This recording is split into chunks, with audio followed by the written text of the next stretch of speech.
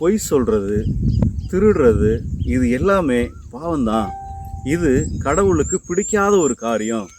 ஏசப்பாவுக்கு பிடிக்கணும்னா நீங்களும் நானும் நல்ல பிள்ளையாக இருக்கணும், சரிங்களா?